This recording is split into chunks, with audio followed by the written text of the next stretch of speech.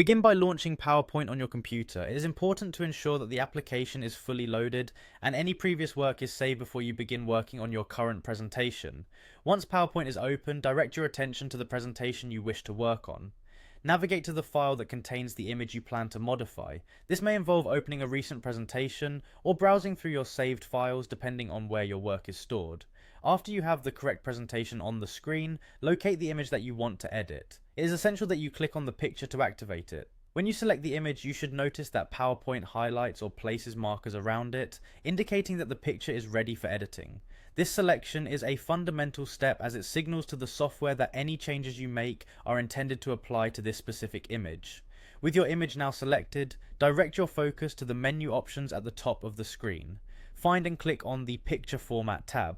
This tab is dedicated to offering various editing tools for images, including options to adjust brightness, contrast, and other visual properties. The Picture Format tab also houses the transparency controls, which are the main focus of this tutorial. Within the picture format options, locate the transparency control. Clicking on this option will reveal a slider that allows you to modify the transparency level of your image. The transparency tool is very useful when you need your image to blend in with the slide background, or when you want to emphasize other elements in your presentation. By adjusting the transparency, you create a visual effect where one side of the picture can appear to fade slightly, lending creativity and a professional touch to your design. Once the transparency slider becomes visible, click on it to begin adjusting the opacity of your image. Slowly move the slider until you achieve the desired effect.